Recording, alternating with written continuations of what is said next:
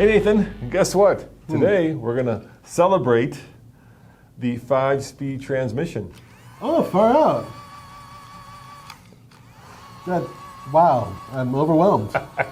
And coming up right now on the Fast Lane car, it does make a mess. We're going to give you the top 10 cars with 5 speeds or less. In other words, probably the oldest cars in the biz. I'm sure there's a correlation between that. There is indeed. All right.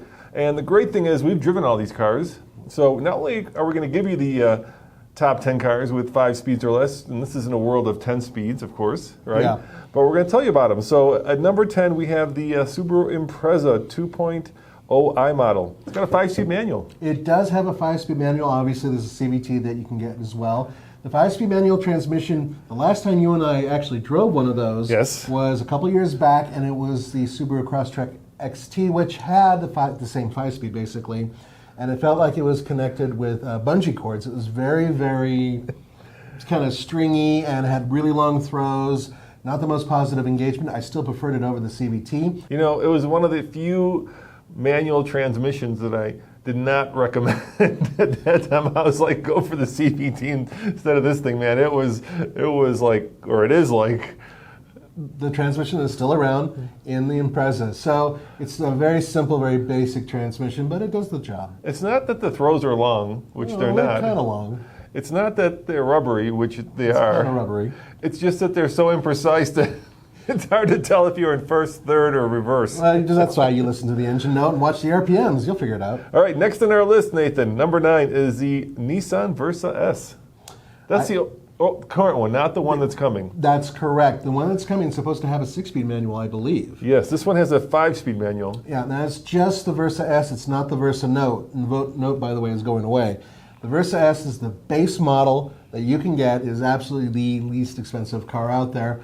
And like a lot of these other cars, the manual transmission, which is a perfectly good unit, it's very simple, it's not all that precise, but it's also not quite as efficient as the CVT equivalent. The least expensive car gets a very least expensive transmission. I didn't hate it with the manual transmission. I mean, it didn't go very fast. Hey, the new one, though, is supposed to have a lot more power. All right, number 8, Nathan, is the Fiat 500 and the Abarth. They both have a 5-speed manual, and I just drove that one on the track, actually. It's a great little transmission. It's a great little car. It is. Actually, that's not a bad little transmission. It's short throws. You can kind of move it with your wrist. It's very simple. It's up here. It kind of comes out of the instrument cluster, so it's way up high. Right. Yeah, it's kind of sporty in terms of its location and everything else.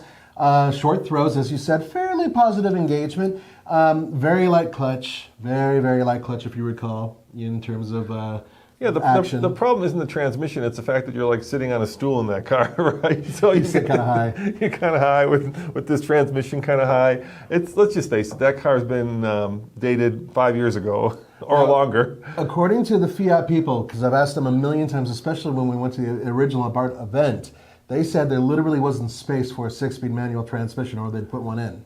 You mean that one extra gear would be too much, huh? That's what they said. A little wafer? A wafer thin. Yeah, it wouldn't, they said that. And to me, it's like, oh, really? But you know what? 5 speeds is perfectly fine in that car, and it's a good little transmission. It's a fun little car. All right, number 7 is the Chevrolet Spark. It's got a 5-speed manual, too. Yeah, another really good little car, I think. I mean, but the transmission itself, once again, not as efficient as the CVT equivalent, but it has decent throws. Engagement's not the best. Clutch is actually half decent. The thing I like about that transmission is you can leave that car in second gear pretty much all day long. Yeah, and I think there's a theme that's developing here, and obviously that is manual transmissions that have 5 gears are also inexpensive because they've been around forever, right? So it's basically, well, old tech. And so it's in a lot of these cars that are relatively inexpensive, including our number 6 car, which is the Ford Fiesta S and SE with the 5-speed manual. And yes, you can still buy one new, believe it or not. I couldn't believe it. And Tommy put next to that, but would you want to? Really? So he actually did that. The thing is that, yes, those cars are still being sold as new cars. So yes, you can get them with the 5-speed manual transmission. Is it recommended? I don't mind them too much. But it's not necessarily the right car with that transmission. I think a 6-speed would be perfect. Yeah, you know, when we were growing up, a 5-speed was exotic tech. Oh, hell yeah. It was like, oh, dude, another gear? Yeah, remember most automatics had like 3 and maybe an overdrive. And a 5-speed was like the classic. Porsches had them. any of the high-performance cars had them, and now we're kind of looking down our noses on them. It's kind of funny how times have changed. 7-speed manuals out there with Porsche and Corvette and whatnot. Yeah, I mean, you don't have to have a dual clutch. You don't have to have paddle shifters. Just make a really great manual transmission, and people will buy it. All right, let's keep going. Number 5 is the Mitsubishi Outlander Sport 2.0 ES 5-speed manual. Again, really hard to find. Now, only the front-wheel drive version of this vehicle can you get this transmission with.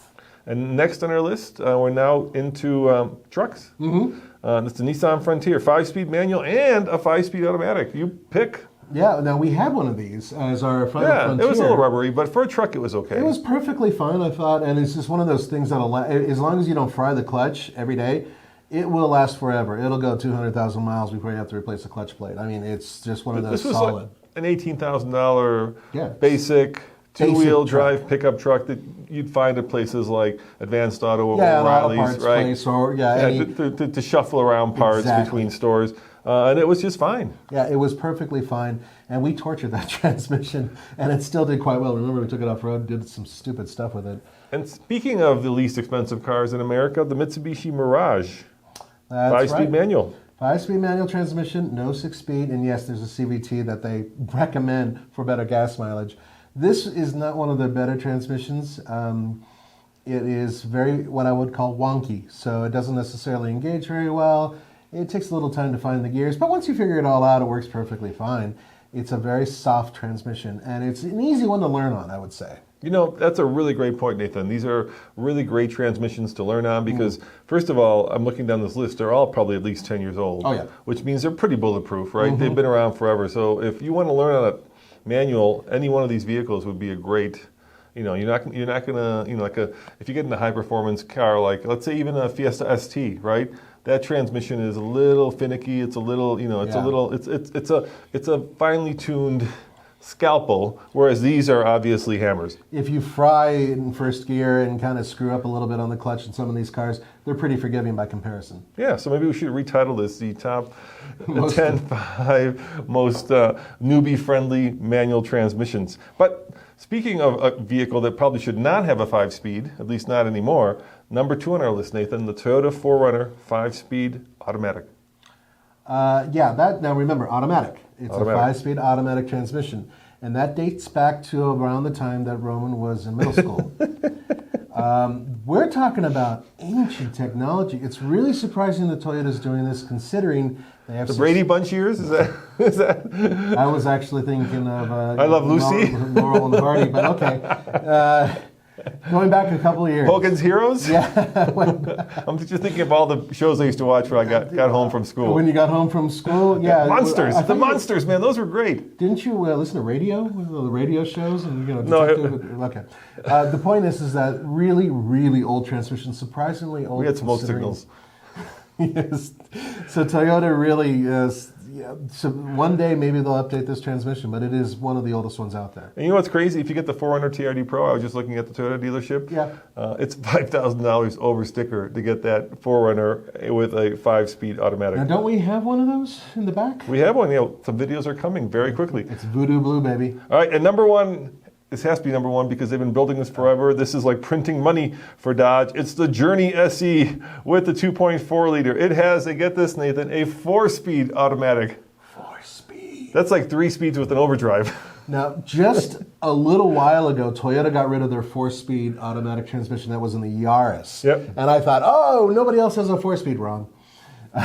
Dude, it's a really old transmission. But the whole point of that car, it's a fleet car, and it's not something that I would recommend running out and buying. It's not the most efficient transmission, but they've been building them for so long, it's really inexpensive for them to make. But they are practical, they are honest, and they are cheap, which is saying a lot. They're honestly cheap and sometimes practical. They're practically honestly cheap. They're practically honest and sometimes cheap. All right, and we have a bonus as always, and this one I'm going to let you guess at because this is a modern car. See if you can figure this out. This is a new car with a new, get this, Nathan, 4-speed transmission.